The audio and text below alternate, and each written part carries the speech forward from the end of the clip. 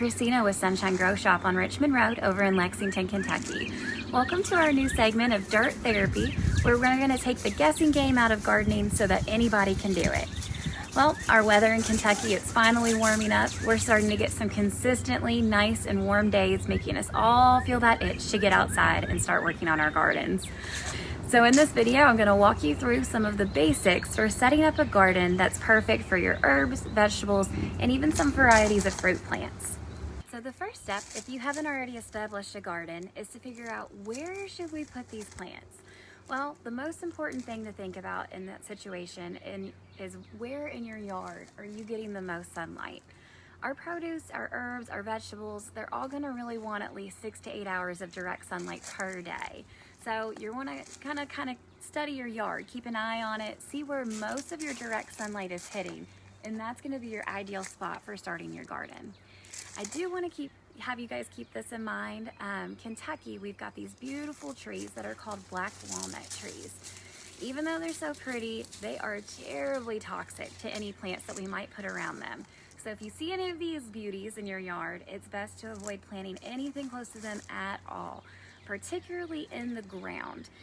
Really, you just want to go far, far, far away from them if possible. But if you're using things like containers for gardening, you want to make sure that you put these a little distance, probably at least a couple of feet away from the canopy of the leaves of the tree. That way they'll survive for your season. All right, guys, so now that we've picked out where we're going to put our plants, we have to figure out if we're going to use a garden bed, a raised garden bed, or container gardening. Really, it all depends on what kind of plants you're wanting to grow this coming season. If you're looking for an herb garden or small bushy vegetables, container gardening is going to be perfect for these. If you're wanting to do things like tomato plants, cucumbers, melons, cabbage, broccoli, etc., you're really going to want to stick with a raised garden bed or a garden bed itself. A lot of our vegetable plants are going to need room for them to spread out and grow, and they're just not going to get enough space in our containers, unfortunately. But keep in mind, if you are going to be doing container gardening, you really want a large container that's at least 3 to 5 gallons deep for the best results. You also need to make sure there's holes in the bottom of your container. That's going to allow excess water to drain out in order to prevent rotting of the roots of your plants. If your containers don't already have any kind of drainage holes in them, well, you can take a drill at least 3 or 4 holes in the bottom of your planter before you add any kind of soil or plants to it. That's going to allow that excess water to come on out. But here in my yard, we put in some raised garden beds last year. Now, as you can see, these guys are super deep. And if I was going to fill this thing full of soil, I could easily spend hundreds of dollars on soil alone. I really don't want to do that. I want to spend most of my gardening budget on the actual plants that I want to put inside of it. So let's walk through what we can do in a planter like this. So at the bottom of a large planter, we can put some things like large rocks, some cardboard, some paper even, and then on top of that, we're going to put things in like dry leaves and sticks. You can do some small rocks, you can do kitchen scraps, any kind of things that are going to break down over time, but also allow a lot of drainage to be happening in there. But remember with this, the top 2 feet of your containers, they should be strictly soil. Now, if you're using a container garden that is only 2 feet tall, don't worry about filling it up with any of this kind of stuff. You're just going to want to use strictly soil inside of it for the best results in your plants.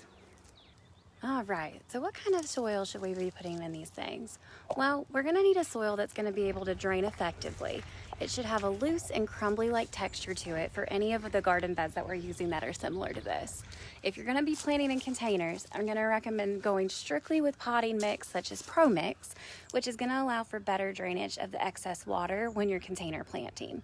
In this case, we're going to be using some peat moss and we're going to add some compost into it. That way we can give it some extra goodness for the plants. Compost is really going to be important when you're planting vegetables, herbs, and fruit plants. Compost, it adds extra nutrients into your soil. It also adds microbes into the soil, which are like small living bacteria, but they're good bacteria. Kind of think about like probiotics that we can take as humans. It's going to restore the healthy bacteria in our stomach so that it can fight off the bad bacteria. Compost is the same thing with plants. The healthy bacteria is going to help fight off the bad bacteria in the soil, which is going to help us avoid pests, disease, and even fungal infections in our plants. Overall, adding compost is going to be a win-win situation. We're going to recommend that 100% to you guys. So here we're going to add in our soil. We're going to dump it along the bottom, and then we're going to add in our compost with that and just give it all a good mix together. All right, so now that we got that done, after we add that, we like to go ahead and add in some fertilizer before we even plant the plants. That way it's all mixed in all the way down to the roots of the plant. We like to use a time-release fertilizer, such as Osmocote. It's a time-release fertilizer that's going to release nutrients and vitamins to our plants for roughly about 3 months or so. You're going to want to reapply it at least every 3 months. And when you do reapply after the first planting of the year, you can just sprinkle it on top of the soil, and it's going to release perfectly, time release perfectly for your plants, and they'll still get all the benefits that they need from it. We've really found that it makes a huge difference to use a water-soluble fertilizer as well. What you really need to know about fertilizer is that they're all going to have 3 numbers on them. The numbers stand for nitrogen, phosphorus, and potassium, which all play a vital role in the livelihood of your plants. So that first number is going to be nitrogen. That is a crucial element for the green and leafy growth of your plants. In the middle is going to be phosphorus, which is vital for root development, fruit production, and flower production. And then lastly comes potassium, which is good for your plant's overall health. It's going to help with disease resistance, regulating how much water is required for your plants, and the quality of the fruits that the plants produce. So as you can see here, we use Jack's fertilizer for our vegetable and herb gardens.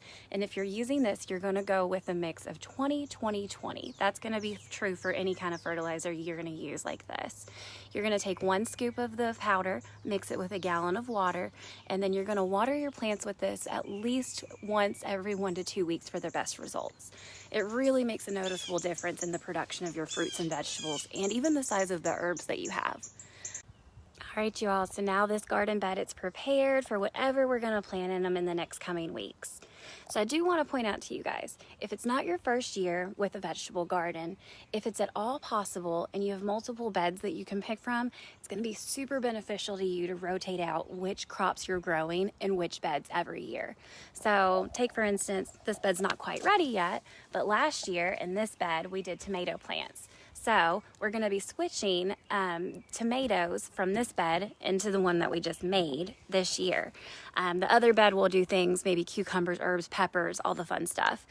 And I swear there's a method to the madness here. Rotating around your crops, it's going to help prevent soil-borne pests and diseases from developing in your plants. Now, there are some other basics that we do need to hit, guys. Remember, you're gonna have to water regularly. You can set up an irrigation system like what we have down here. Now, if you're gonna go through with that, you're gonna wanna put it underneath of your soil. That way it kind of absorbs right into the roots.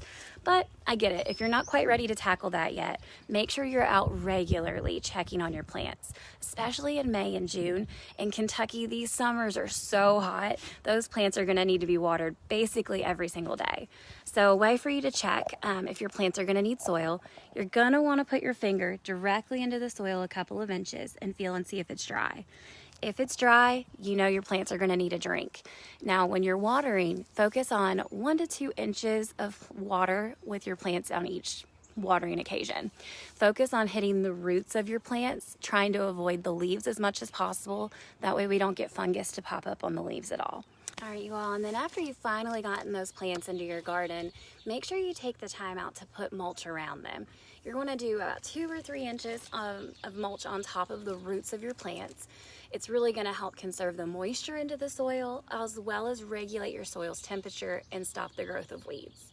Now, even with mulch, weeds are still going to pop through every now and then, unfortunately. So make sure you're coming out a couple times a week, looking at your plants, pulling out the weeds as soon as you see them develop. The longer that we have weeds that stay into the soil, the harder it's going to be to pull them out. So just pluck them out as soon as you see them. That way they don't steal these vital nutrients and vitamins away from the plants. There you have it, guys. This is Bowser, by the way. He's a good helper. These were the basics for starting up your garden. Make sure to like, comment, subscribe, even follow us to see our regular updates, and check out our new blog on our website. We're doing weekly informational topics on our website. We'll be posting a blog on there, videos on social media every Friday, all covering specific topics of dirt therapy. Next week, we'll be taking a deep dive in tomatoes. So we'll see you guys there. Happy planting, everyone.